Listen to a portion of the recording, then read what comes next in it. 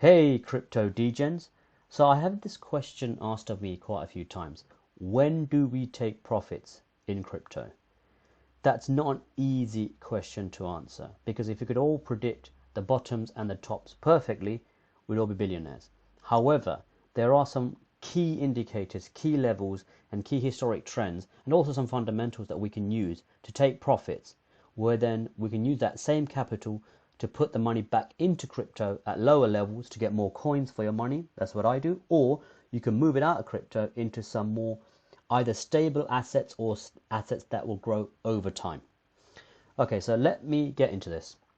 So let's start off by using my favorite indicator to spot tops, okay, and bottoms is RSI. Okay, anyone says it's an amazing indicator to know when to take profits and when to sell and when to buy back.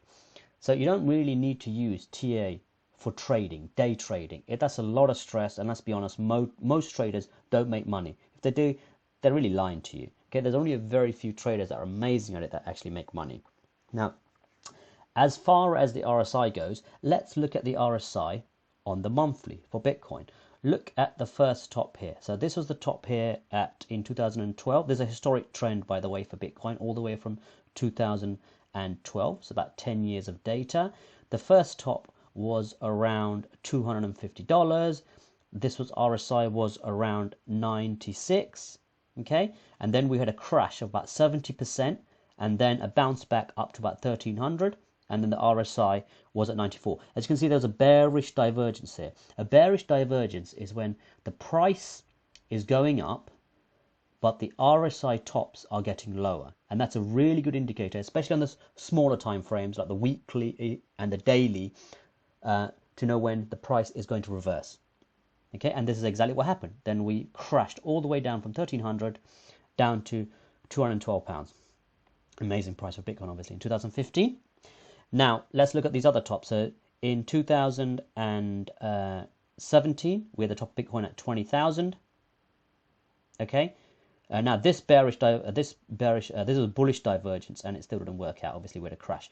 But this was when the CME got announced, 20,000, and Bitcoin crashed all the way down to 3,000. Until we broke out again. Yeah. And then this is the May top. That's at 91. Okay. Again. That's when you trade. So when Bitcoin RSI on the monthly, let's say it goes above 79, to start taking profits out. You don't need to wait for 90. Just start taking profits out there. Now here, as you can see, the Bitcoin RSI is actually going down. Every single peak is actually going down. So that's a bearish divergence over time. Okay, you could draw it like this. So you could say that the next peak, and at that point, the price could be 100,000, it could be 200,000, it could be 300,000. But it possibly could get up to about 89 before crashing. Now, we might break up and invalidating this bearish divergence, but let's say we don't. Then we could get to about 89. But you don't want to take it out at 89. You want to really start taking it out here, around about maybe 75, 80, 85. Because what will happen is, look what happened in May, right? So we reached an RSI of about 90, that's about 91, and then we crashed all the way down to about 30k. Now, let's go to the weekly here to give you a clearer picture. So the weekly, okay, let's say you just took the money out when the RSI and the weekly hit about 95, you start taking the money out here, about 52,000. It doesn't matter, even though it went up to 65,000, it crashed back to 29,000. So if you just held that money and put it back in, you'd got double the Bitcoin. Okay, so it's no joke. These RSI levels are really, really fundamental to know when to take profits out. Now, as you can see here, the RSI is only at 64. So we could, and this is on the weekly, so we could go pop across this trend. We broke this trend line here, like all the times before it, broke the trend line, Okay,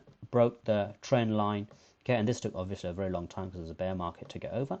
And this was a COVID dump, so I don't really include that because I was like a fundamental black swan event.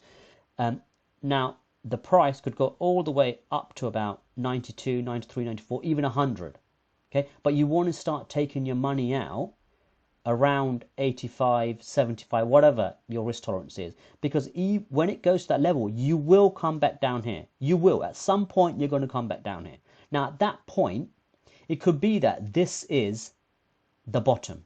So it might that the price might go up to 250k and we're going to come back down here. But about 200k or 150k, depending on what the price is when the RSI is at those levels, just start taking profits out. Because when it comes back here, and at some point, 100% will, you can buy more Bitcoin or buy more DOT or buy more Ethereum for the same amount of capital. And that's what you want. You want more coins without putting a single penny into the market. I haven't put a single penny into crypto for many, many years. Okay, so that's what you want to do.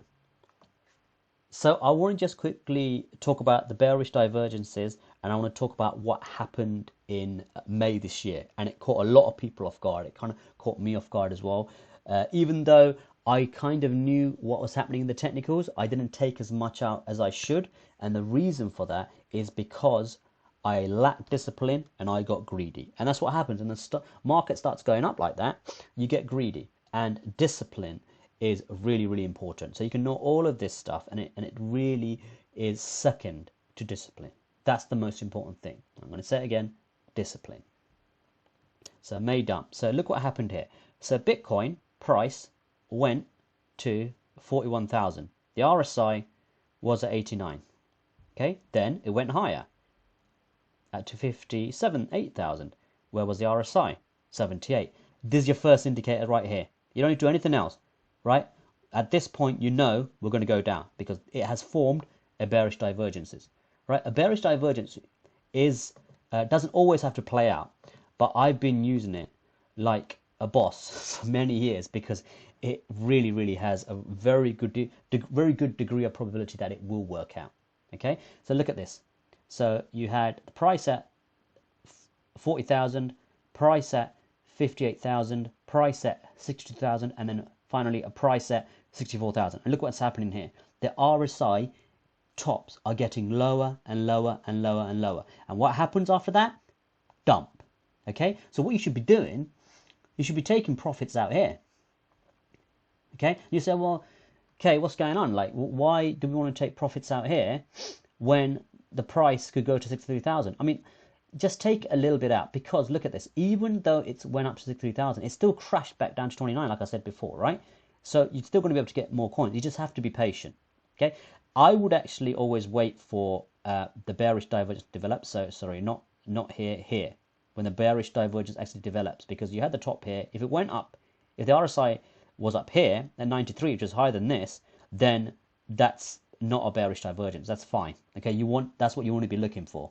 And that didn't happen. Because of this is when you know, okay, this is confirmed now. This is a bearish divergence. Start taking profits. Okay, so bearish divergences, keep an eye on them. Bullish divergences as well. This is how I predicted the bottom in on here. So from May to July, with obviously an area of consolidation here. So there's a bullish divergence. See, the price was going down, but the RSI was going up. Okay, opposites, down. And then I drew something like this, and as soon as it broke out of here, look at this, perfect. What happened? Yeah, it broke out. That's what happened. So bearish divergences, bullish divergences, learn about them, look for them in the charts, use them with RSI. They truly are amazing. Right, so let's talk about the next indicator. Again, another powerful indicator. That's your trend line. So let's go to the weekly chart on Bitcoin. The reason why I'm doing this on Bitcoin is usually the leading indicator of everything in crypto, usually. So it's really, really good to do all your TA on Bitcoin. Because if Bitcoin goes down, if Bitcoin crashes, everything is going down. Full stop. You may have some rallies once in a while for little coins, but they'll all crash longer term in that bear run. Okay, so let's have a look at the trend line here. Again, historic trend lines over 10 years.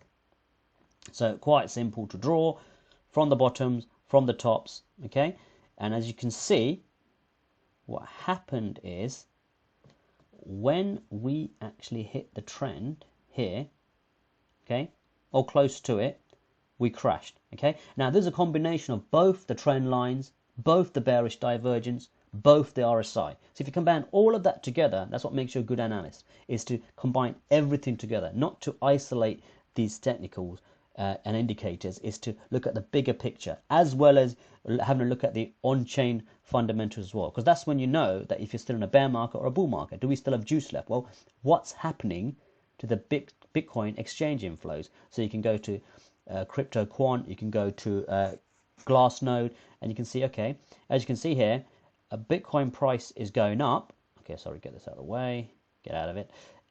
But people are taking their Bitcoin off the exchanges. So it's going to be a supply shock.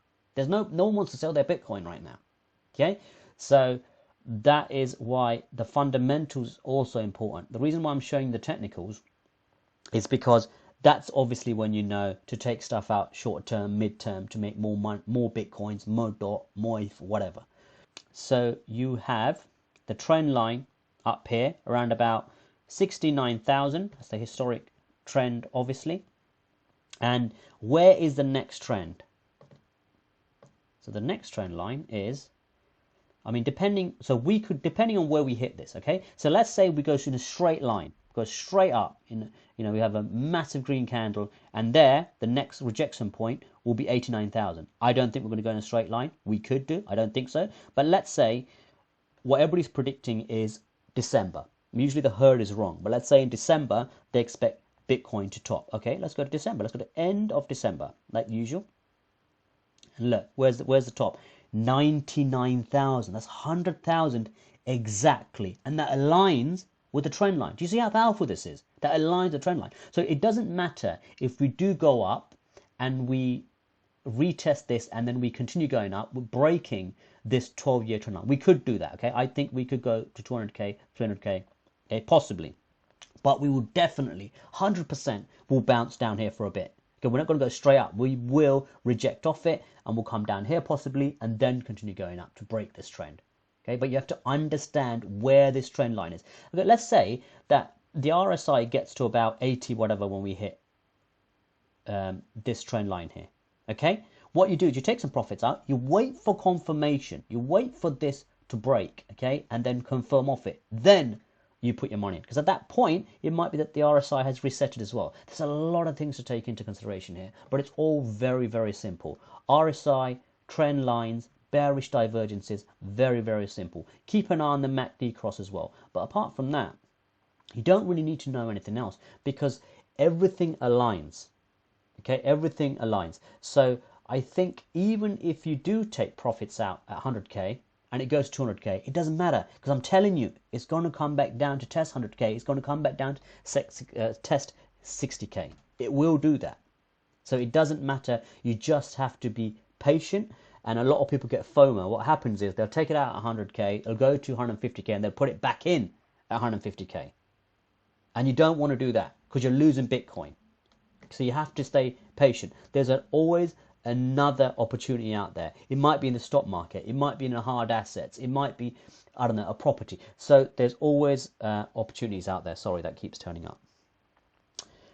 Anyway, that's it. I don't want to complicate things. Actually, before I go, let's have a quick look at DOT, because there was a gentleman on the trading group that wanted to know a little bit about DOT. So let's look at DOT quickly, and let's look at, and what I'm going to use for this is the fib retracement to see where it can go. As you can see, DOT started life at around about $2, 277 on Kraken. It started lower on Binance, because I know I got it for less than $2 on Binance, I think. And then we went all the way up to about 48, 49, $50. We crashed, and this is on Kraken, by the way. We crashed all the way down to $3, and we were around here for a very long time. Okay, because I remember looking at this breakout here. Now I bought some more. So we then went on a rally all the way up to $50, and then we crashed down to around about $10. Okay, and then what happened? Okay, this is the RSI, was at 40 on the weekly. That doesn't tell us much, because the RSI does have room to go down here. But let's go on the daily. Where was the RSI when we hit the bottom? Look here.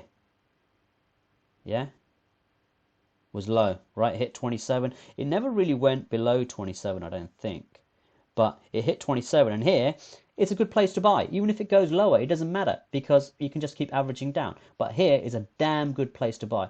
So if the RSI gets to these levels, just buy some.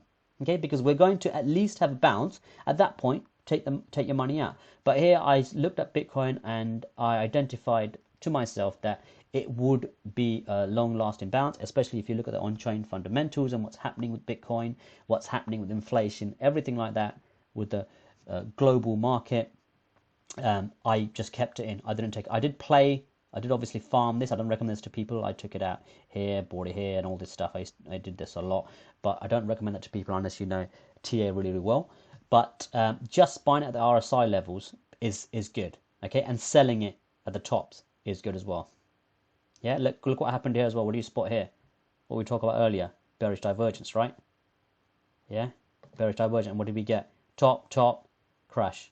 Yeah, and then we continue going up. Yeah, and then we broke the divergence, back up.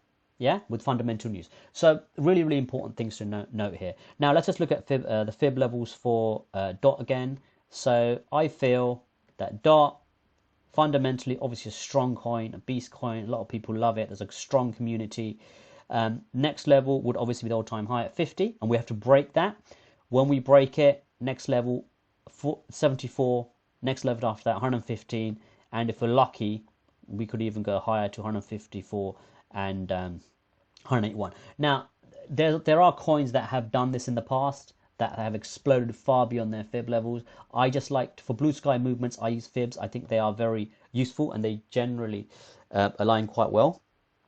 But I wouldn't bet your house on it.